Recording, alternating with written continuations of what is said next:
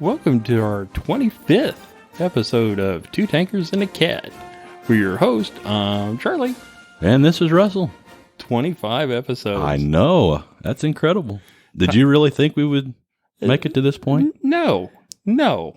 And how many, people back us, and now that we're getting into merchandising, coming out with the window stickers and some other stuff. I know. And people all over the world, even in Germany and Belarus and Spain and New Zealand and Australia. Just so far above my expectations, to be honest with you. It's incredible. I know we're skipping ahead a little bit, but tell everybody about our podcast landmark that we passed. Yeah. Actually, with just 24 episodes that we've released so far of our podcast, we now have over 6,000 total downloads from our host website, which is the twotankersandcat.podbean.com.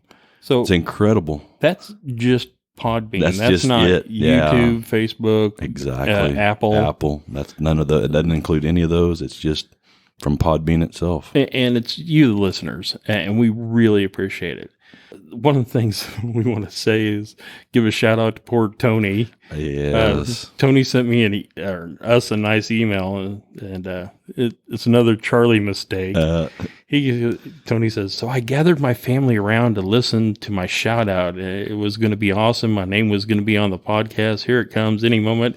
And you forgot my name. and apparently his wife just thought it was hilarious and started laughing. And we're like, Tony, we do apologize. Yes, we do.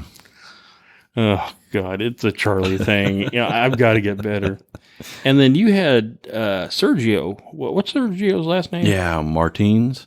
He was a listener of our podcast on YouTube, and he asked about our podcast introduction music. And it's the first time anybody's ever asked about that, so I thought I'd kind of go into it a little bit. The name of the song is My Boy Willie, and it's a march of the Royal Tank Regiment out of England. Shortly after the formation of the first official band in 1922, an old Worcestershire folk tune, My Boy Willie, it was actually adopted as the regimental march. The reason for the selection was the association of the name with the first tank, Little Willie. I can't believe I still have trouble. I probably still can't say it right. Worcestershire. It's just terrible. Don't we have a sauce here in America that's named after that, probably? Yeah, we do have a sauce, and I know our international people are like, what are you talking about? There's a sauce. There's actually a sauce that we use on the food, and it's called Worcestershire sauce. Worcestershire. Oh, man, I can't say it. I know we're butchering that. Oh, we're killing it. Oh.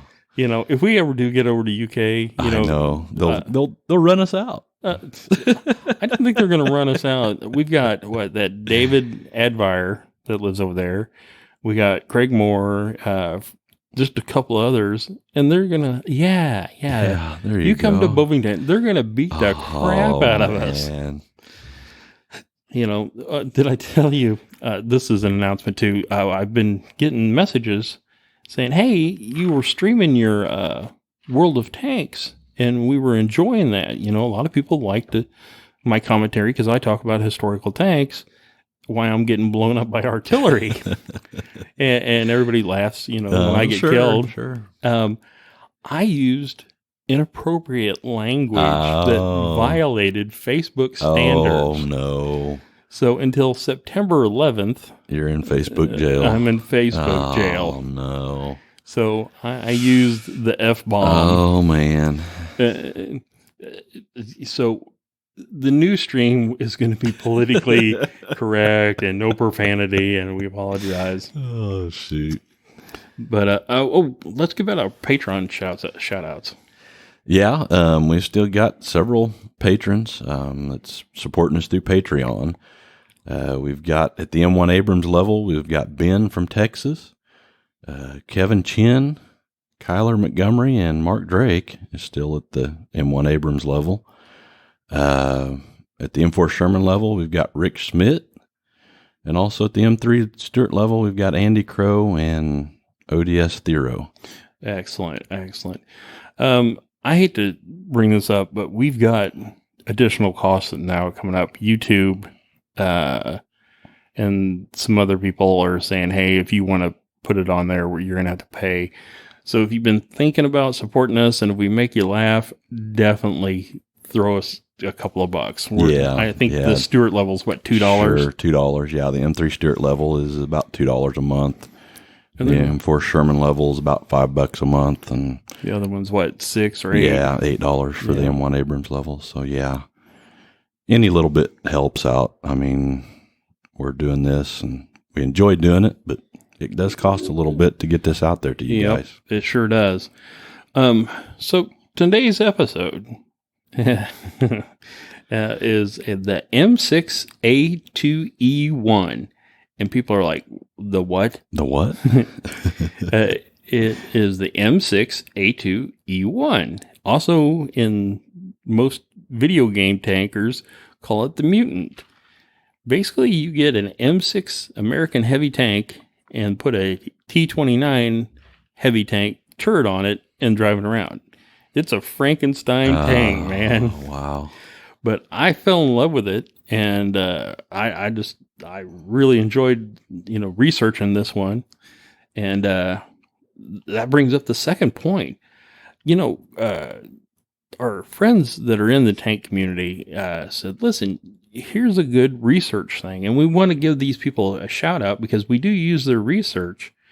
And their historical data is dead on. It's incredible what they've got on there. It really is. If you guys have not been to this site, it's www.tanks/encyclopedia.com. Yeah, tanks-encyclopedia.com. And we're going to put that on our Facebook. And I'll be honest with you, pretty much from the start, I've been using that. We get our research from, these guys, and we really never really gave them a shout out. And we are so grateful to these people. And we want you guys to know at Tanks Encyclopedia, we support you, and we will start giving you shout outs. Yeah, for 100%. Yeah, we really do appreciate what you guys are doing. Okay, Russ, today we are going to talk about mutants. And I don't mean Marvel X-Men or the Avengers or anything like that. It's the M6A2E1, which his nickname is the Mutant. I actually own the digital version of this tank in World of Tanks. But Russ, tell us about the real M6A2E1. Yeah, following the Allied invasion of Northern Europe in 1944, the U.S. Department of Ordnance, believing that they would encounter heavily fortified areas such as the Siegfried Line further in northwestern Europe, decided there would be a need for a limited number of tanks with heavier armor and more powerful guns in order to act as breakthrough tanks. In order to get past these fortified areas, the M6A2E1 project was started, which would mount the turret of heavy tank T-29 on an up-armored heavy tank M6A2 hull. We are going to have some pictures, and some of these pictures will actually be drawings. And we'll put that on our Facebook and stuff so you guys can see what we're talking about, or you can just Google search it yourself. They only made a few of these tanks. We'll get into that. But, okay, so the Allies in the West are thinking the Germans are going to be, hiding behind tons of concrete and machine gun nests and at the Siegfried Line, and are worried about a stalemate that may occur. Russ, tell us about the development of the tank. The heavy tank T-29 had started its development during August of 1944 in response to the belief that the U.S. would need heavily armored and armed vehicles to take on fortifications and enemy vehicles that would be encountered in advance into Europe. However, the heavy tank M6 was chosen for this role instead, as the T-29 was still in early development. It would likely not be adopted and available before the Allies encountered these heavier fortifications. Ordnance, having M6 tanks left over, decided that these could be modified to meet the needs. As such, it was proposed to modify the M6 to mount the T-29 turret and to increase its armor. To do so, the M6 turret ring would be expanded. Okay, so I want to make sure I got this straight. So they had the old M6 heavy frame, the M6 heavy tank, but they needed a bigger, stronger turret for a bigger gun. So they looked And they're like, okay, we've got this T-29 turret that we can cast right now. Sure. We've got the gun, and we're going to talk about the gun too. They're going to put it on the expanded ring of an M6, so they could break through. Yeah. Use them as breakthrough tanks. Sure. Okay, Russ, tell us a little bit more about the M6. The M6 was a U.S. heavy tank designed in 1940, mounting a 76 millimeter and a 37 millimeter cannon. It was in trials by 1943, but never put into service. There were 3 subvariants of the tank made, these being the M6, the M6A1, and the T1E1. The M6 and M6A1 were similar, only differing in the M6 being cast and the M6A1 welded. The T1E1 was similar to the M6, but had an electrical transmission instead of a torque converter type. It had been proposed to standardize the T1E1 as the M6A2, but this was not accepted. Despite this, the M6A2 name appeared in a number of drawings and correspondence concerning this particular vehicle.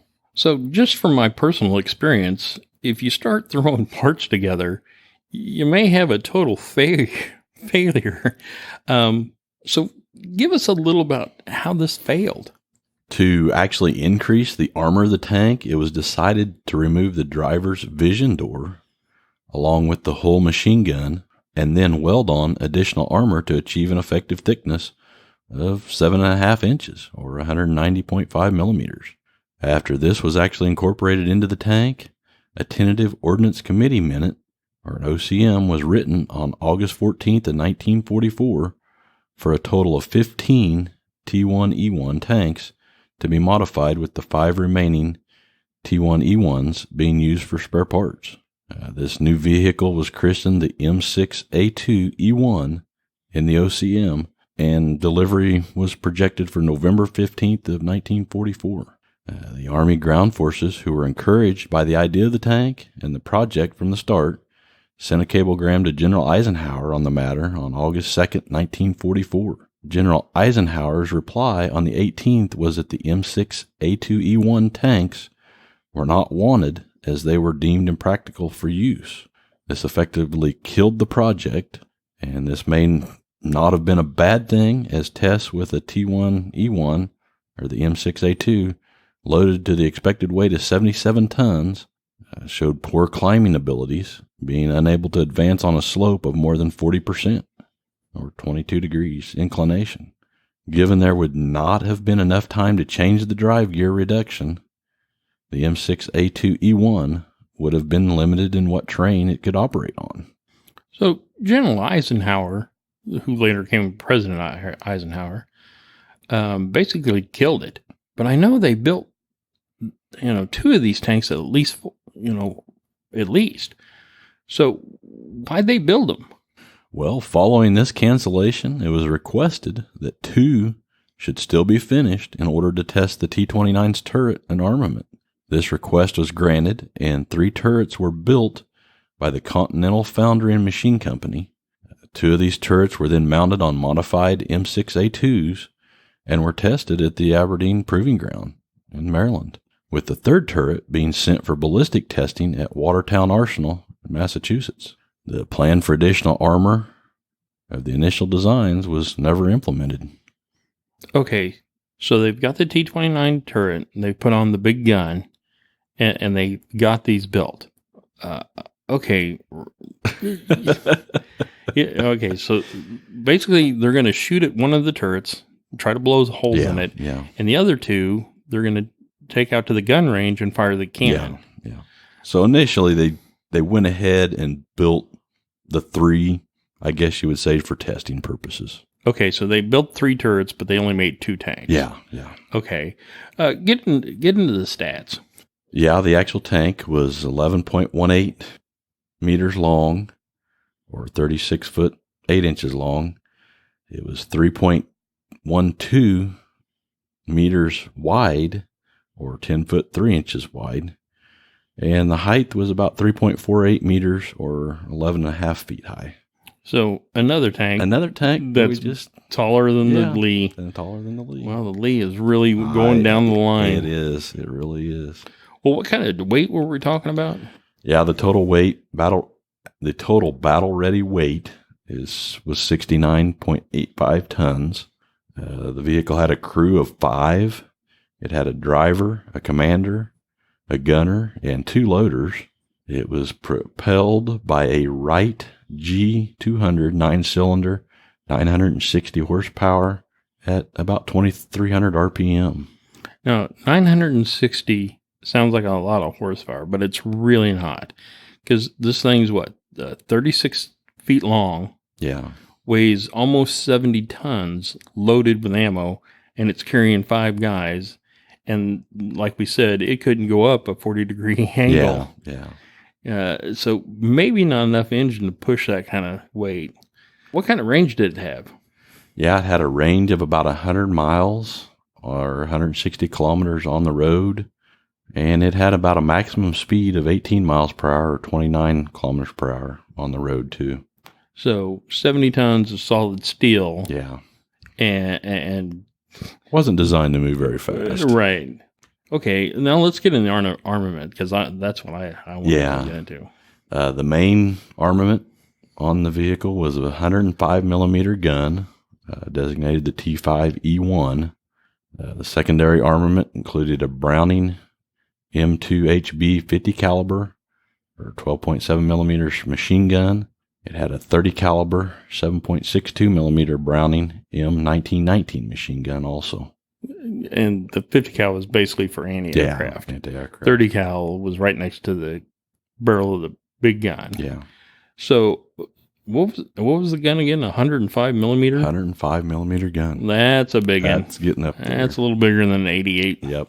The armor on the tank was anywhere from 1.75 inches or 44 millimeters up to about 9 inches or 228 millimeters thick.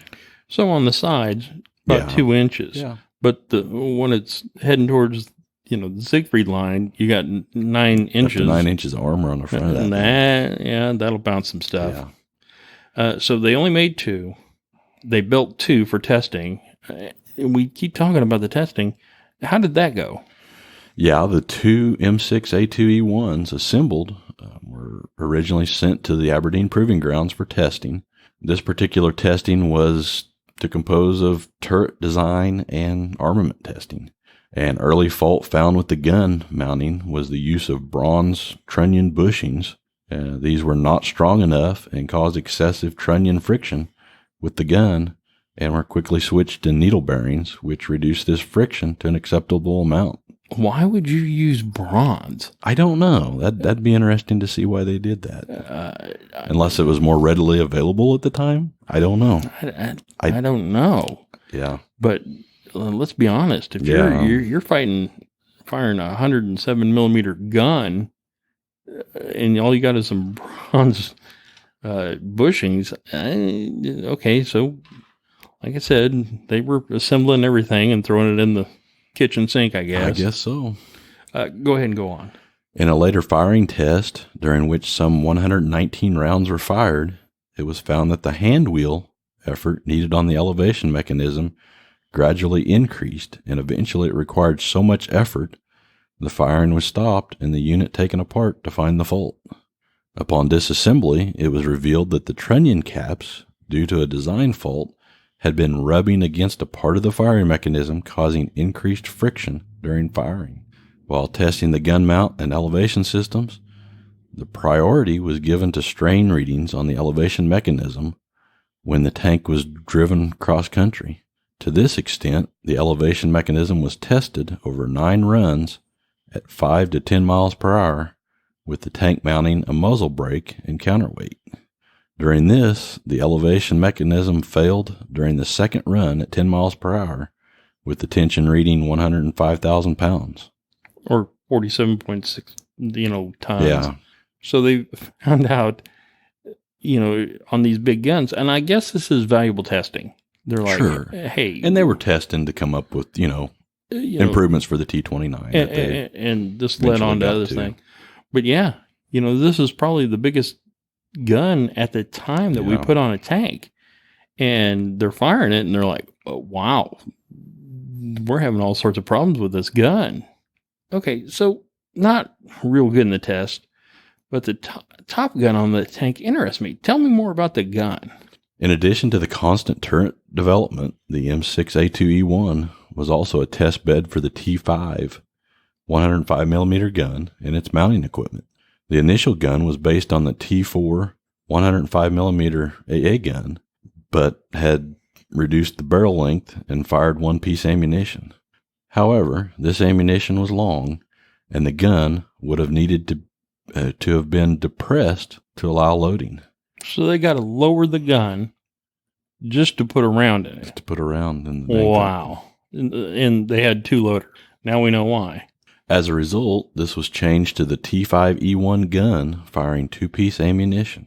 Additionally, it was decided to lengthen the barrel to the same length as the T4 105mm anti-aircraft gun. During trials, the tank fired T32E1 armor-piercing ballistic capped rounds, T29E3 high-velocity armor-piercing rounds, T30E1 high-explosive, and T46 white phosphorus rounds. While these are the only known shells tested with the gun, it could have fired any round for the T5E1 105mm, such as the T13 APC BC, T37 armor-piercing ballistic capped, and T182 APBC. The tank also included a 30 caliber coaxial Browning machine gun for the gunner and the turret, and on top there was a flexible anti-aircraft mounting for a 50 caliber M2. For fire control, the M6A2E1 used the M70E2 sighting telescope. For indirect fire, either the M10 panoramic telescope or the M62 elbow telescope would be used, and for vision, an M10 periscope was to be provided. So the military is wanting to turn an anti-aircraft gun into a tank gun. That sounds a lot like the Tiger 88. I know. Okay. So these engineers are hearing about that the Germans are using anti-aircraft guns on their 88s or their Tigers. So they're like, hey, we've got this 105. Well, it's our anti-aircraft gun. We'll put it on a tank. Doesn't sound like it was a good idea. I know. Well, they were testing it. Okay, Russ, what happened to the 2 tanks? While its design was rejected for use in combat, it was still important to the development of the T-29 tank. Due to the use of existing unused T-1E1s for a hull, they were able to have a tank ready that could test design choices for the upcoming T-29 tank. When the tank was finished with turret design, it would find usage testing out of the T5 105mm gun, as well as gun mounting aspects with lessons learned from this being implemented to the T-29 program. So the Mutant was actually a great test tank. Yes. So the T-29, which is one of my favorites. I agree. Yes. And we're going to do a great episode on the T-29. Yes. We've actually seen one up close and just fell in love with it. I know. But yeah, Russ, just tell us what happened to the tank. Yeah, the tanks finished testing in 1946. Following this, the first M6A2E1-1 was displayed at Aberdeen Proving Grounds. However, in the 1950s, this tank, along with various other vehicles at Aberdeen, was sent for scrapping. The history of the second M6A2E1 produced is unknown, but if it was not scrapped at the conclusion of its testing, it was likely scrapped along with the first one later on. Wow. I know. It's so sad that they scrapped it. But they're not just talking about those 2 test tanks. They had tons of stuff. Yeah. That's, again, I know why we are doing this broadcast, to bring awareness of, that we're trying to reach out to the president and we're political leaders and we're trying to get them to give money and get a building and stuff for Rob down in Fort Benning so he can do the armored cavalry museum and stuff the way he wants to do it. Exactly. And it's not a museum. It's so much more. Yeah. It's incredible. But here's another deal. They have these 2 rare tanks that will never be made again. Yeah. and, with great history. Yeah. And It had so much effect on the upcoming, T-29 tank. and they just melted them down. Yeah. That's sad. Even back in the 50s, I know Bovington would have taken them. Well, Russ, I enjoyed today's episode. Oh, I agree 100%. It was a great episode today, and for just 25. Awesome. Yeah. 25 episodes into this. And people, I know it sounds like we're pestering you, and we're really not, but if you got a couple extra bucks that you could throw us a month to help us cover our cost, unfortunately, some of our software people, Podbean and YouTube and everything has decided to raise the rates for how we put stuff out. So we'd appreciate your help. Let's go ahead and do closing. As always, you can contact us through our email, twotankersandcat@gmail.com. The other pretty good way to contact us is through Facebook. We look at that quite a bit, and we'll get back with you if you've got any comments or suggestions on Facebook. Just go to www.facebook.com. Our page on there is Two Tankers and Cat Podcast. You can always just do a search for Two Tankers and Cat Podcast on Facebook, and it should pop right up to our page. And make sure you give us a like, too, on there. Yeah, definitely. And if you're on our YouTube, definitely gives us a thumbs up or even a thumbs down. Both count. Yeah. But and we've gotten a couple thumbs down. They're like, you blew that 712 Tiger episode. David's still waiting for us to get over to England so he can punch us in the face. Yeah. But and always remember, you can find us on any platform that podcasts are available on out there. If you want to listen to us on Apple Podcasts, that's available. I was looking, and there's a lot of folks that there's access us through. There's one podcast place in Thailand that they only do Thailand. They do Thailand, and we've got like 6 or 7 downloads over there. And I thought, well, God bless you. That's pretty neat. I'm glad you guys, in Thailand are listening to us. Yeah. Well, until next time, this is Charlie. And this is Russell. Happy tanking, and have a great week.